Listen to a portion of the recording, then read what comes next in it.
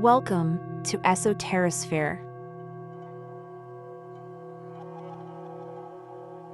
Are we living in the end times?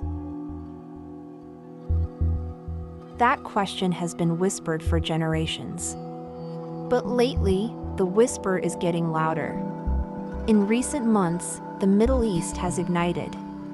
Again. With a level of intensity that feels different. Iran and Israel are locked in a dangerous stance, Hezbollah is firing rockets from Lebanon, and US officials are openly discussing the possibility of war. But if you look beyond the headlines, past the modern political language and into the ancient texts, you'll find something eerie. Echoes of prophecy. Christian, Jewish, and Islamic end-time writings all seem to converge around this very region and this very moment. Let's begin with the Christian Bible, specifically, the Book of Revelation.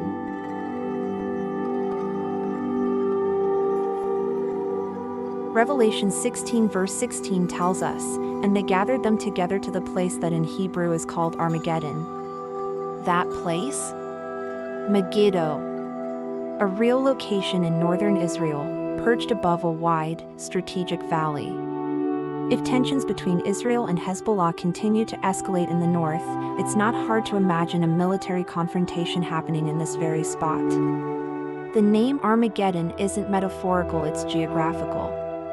And Revelation isn't alone. The book of Ezekiel, written centuries earlier, describes a climactic battle known as the War of Gog and Magog. Ezekiel 38 verse 2 says, "Son of man, set your face toward Gog, of the land of Magog, the chief prince of Meshech and Tubal. Prophesy against him and say, Thus says the Lord God, Behold, I am against you, O Gog. I will turn you around, put hooks into your jaws, and bring you out with all your army. Persia, Cush, and Put are with them." Here's where it gets unsettling. In ancient terms, Persia equals modern-day Iran. Cush likely refers to regions of North Africa. Put equals Libya. Magog has been linked by some scholars to regions north of Israel, possibly Russia or Turkey.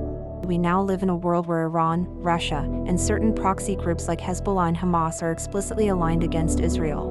The idea of Iran being brought out with all its army sounds less poetic when Iranian military leaders threaten to erase Israel from the map, or when their proxies launch rockets across multiple borders. U.S. Senator Lindsey just a few weeks ago, warned, if Hezbollah opens up a second front in the north, there will be a massive escalation. Israel will have no choice but to respond with overwhelming force. Ted Cruz took it further, saying, "Iran is the puppet master behind this regional violence." Now look, I'm not saying Graham or Cruz are quoting Ezekiel on the Senate floor, but the language being used in Washington mirrors the alarm bells from Revelation. There's talk of fire, war, and global consequences. But Christianity isn't the only tradition sounding the alarm. In Islamic eschatology, there's a prophecy of the Malhama al-Kubra, the Great Battle. It's often seen as Islam's version of Armageddon. According to several hadiths, this final war will be fought in the Levant, historically understood to include modern-day Syria, Lebanon, Israel, and Palestine. It is said to precede the arrival of the Dajjal, the Islamic equivalent of the Antichrist, and the return of Isa, or Jesus, who comes back to defeat evil. One hadith states, "The last hour will not come until the Romans land at Al-Amaq or in Dabiq. Then an army from Medina will meet them there." The term Romans has often been interpreted to mean Western forces, possibly Europe or the US, fighting in the Middle East. And wouldn't you know it, US troops are once again stationed in Syria, Iraq, and Jordan. We've also just moved additional carrier strike groups to the region. Coincidence? Or part of a much older script? Meanwhile, in the Jewish tradition, there are rising tensions not just politically, but spiritually. You've probably heard something about the red heifer. According to the Book of Numbers, a perfect red cow, free from blemish, is required for ritual purification. And here's the prophetic punchline: before the third temple can be built in Jerusalem, the ashes of a red heifer must be prepared. In 2023, 5 red heifers were reportedly transported from Texas to Israel. They've been declared kosher by rabbis from the Temple Institute, a group explicitly working toward the reconstruction of the third temple on the Temple Mount, a site currently occupied by the Al-Aqsa Mosque. Now imagine the implications.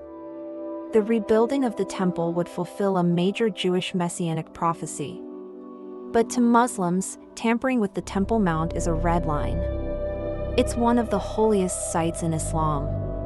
Any movement toward rebuilding would almost certainly provoke violent backlash, potentially fulfilling the very wars those ancient scrolls predicted. In Christian eschatology, the building of the third temple is also a prophetic milestone.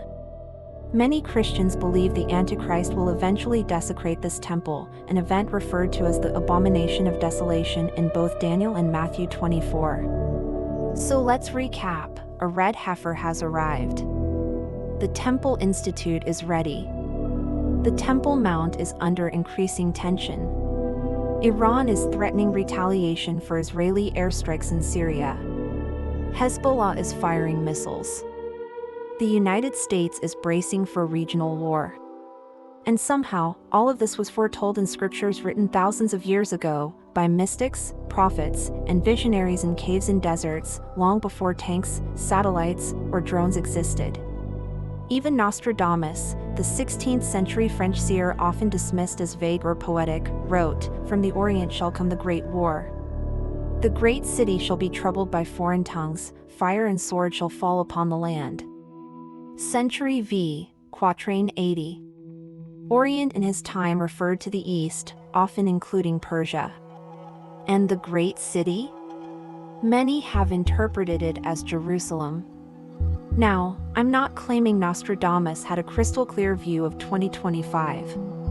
But when prophetic threads from multiple traditions start to align, and when those alignments sync up with global military escalation, it's hard to ignore the chill in the air.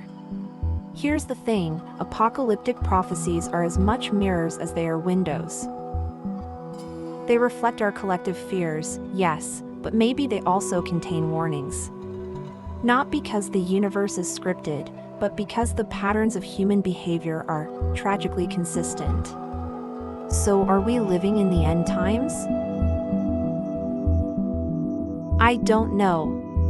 But if we are, the script was written long before we arrived. And right now, the actors seem to be hitting their marks with disturbing precision.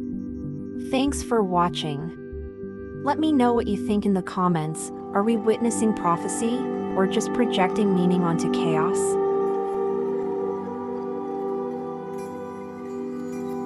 Thanks for watching. If you enjoyed this video, please consider clicking the like button and subscribing to the channel. It really helps us out. Don't forget to tap that notification bell to be notified whenever a new video drops. And if you have any suggestions for future videos, let us know in the comments.